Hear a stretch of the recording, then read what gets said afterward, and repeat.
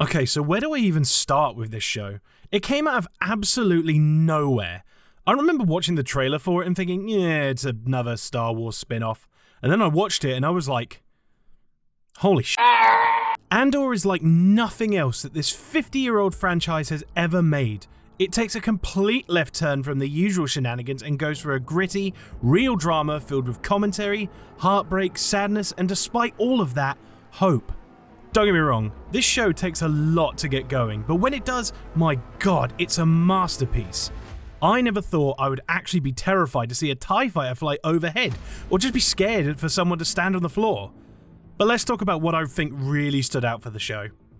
The thing that sets this aside from the rest of the universe it lives in is the environment. Andor does an amazing job of illustrating what it's like to live in this galaxy, but the cream of the crop with this is the ISB. Getting a real inside look at just how a fascist regime functions and how it uses the power of influence to conquer galaxies. Getting a real inside look at just how a fascist regime functions and how it uses the power of influence to conquer galaxies. The scene which involves the ISB meeting rooms are definitely some of Andor's best moments. It's haunting at just how real life these conversations are and how they organize crushing dissent and anything that could be a threat to their control. Especially with today's world, it's a really unapologetic exploration into the structure of an authoritarian regime. I particularly have to point out the conversations that happen involving Major Partagas and Dedra Meero. The cold amusement and experience of Partagas running against the eager, if twisted ambitions of Meero. Dedra herself has a very interesting character arc throughout Andor's run. Watching her having to battle against her fellow ISB officers just to get a word in, her weird relationship with Cyril, and her place in the story rounding out the events of Season 2, which is a doozy. What really stands out with the ISB is the terror of knowledge. All the ISB officers are terrified of what they don't know, and the show really illustrates the underlying paranoia of its members and how it manipulates ambition until it oversteps. It is control made manifest. Dedra is both curious and terrified to know the plans above her station, and when she's brought into the fold, she's so frightened of failure or worse, the success of someone else.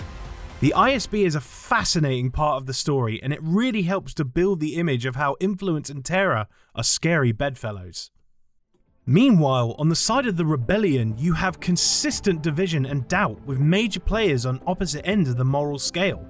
With Saw Gerrera wanting to burn it all and cause chaos, hoping to destroy the Empire by force, and on the other end is Mon Mothma, believing that peace and words are the way to defeat tyranny. Mon never lifts a blaster, but her words carry such immense weight through the series. We watch as Mon has to make some horrifying decisions as he realizes that rebellion takes sacrifice. And in the middle of all this is probably the best character in the whole show, Luthen Rael. Luthen's character is a monument to amazing character writing. His speech in Season 1 should honestly be recorded for study. Luthen always seems to drift between the righteous and the damned, knowing full well that his actions damn him and he will never be accepted by the cause in which he strives so hard for. From the start, Luthen makes it clear that he is fighting for a future he knows he will never see, and that's what makes his character amazing. You don't know whether to trust him, hate him, or fight for him. His interactions with Mon are probably some of the best the rebellion side of the show have to offer. The conflict of the ideal against the reality. Luthen constantly has to remind Mon that sometimes you need to get your hands dirty for the right reasons. But of course, the show is called Andor for a reason, and in between all of this going on is of course Cassian Andor. The series watches his progression all the way from drifter to rebel leader. There's a very interesting conversation in the second series that exemplifies what Andor is all about. He is, in his own words, nobody. He never strives for anything grand, only to survive and do what he needs to do, but his actions speak far louder than his words.